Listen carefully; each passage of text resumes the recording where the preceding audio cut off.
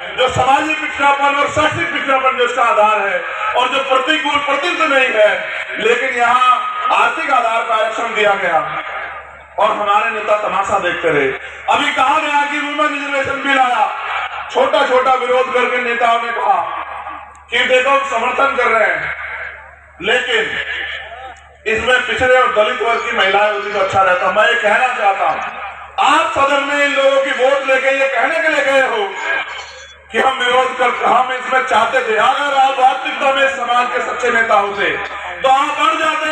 जैसे एक मेरे अच्छे में याद है, एक समय था कि मुलायम सिंह यादव, लालू यादव वहां थे मौजूद लोकसभा में, शरद यादव मौजूद थे, रामविलास पासवान मौजूद थे, और उन्होंने कह दिया अगर वुमेन रिजर्वेशन बिना दलित पिछड़ी आदिवासी और मुस्लिम समाज की महिलाओं के बिना आएगा तो ये हमारे लाश के ऊपर से आएगा। मैं धन्यवाद देता हूं नेताओं को, आज के नेताओं को मैं धन्यवाद नहीं दूंगा। आपने तो धोखा किया, आपने एक तरफ छोटा सा विरोध किया, फिर पार्लियामेंट में उनको वोट दिया। मैं अपने लोगों से कहना चाहता हूं, कांग्रेस के बड़े बड़े नेता कह रहे हैं कि जिसकी जितनी आबादी उतना हक मिलेगा कैसे। ये बात तो माननीय काशीराम साहब 35 साल पहले कह रहे थे, जिसकी इतनी संख्या भारी उसकी इतनी हिस्सेदारी। आपने कहा कि सचिवालय में दलित पिछड़े नहीं है, आपने कहा कोर्ट में, सुप्रीम कोर्ट, हाई कोर्ट में दलित पिछड़े नहीं है, बिल्कुल नहीं, ये सच बात है।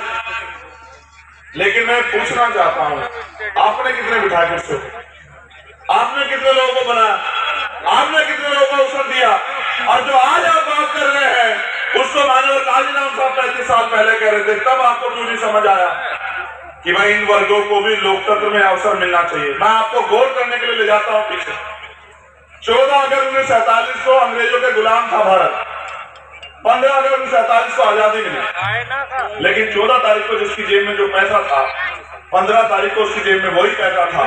14 तारीख को जिसके पास जो जमीन थी, चाहे वो 1 गज थी या 1 बीघा थी, 15 तारीख को भी वही जमीन थी, 16 तारीख को भी वही जमीन थी, 17 तारीख को भी वही जमीन थी।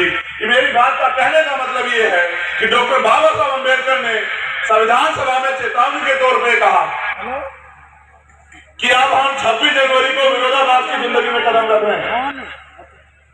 इससे राजनीति में 1 वोट 1 वैल्यू, राजनीति में बराबरी आने का प्रयास होगा।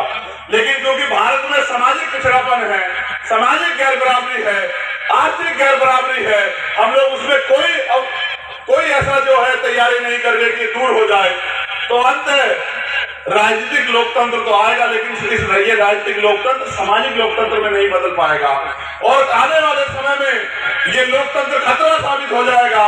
लोगों को जो इसका मूल फायदा मिलना है वो नहीं मिलेगा। आज ये हो रहा है, जब आपको वोट का अधिकार मिला तो जैसे वोट के अधिकार के लिए बाबा साहब अम्बेडकर लड़ रहे थे, डॉक्टर फरीदी और उनके तमाम साथी और उस समय के जो नेता थे वो प्रयास करते समय समय पे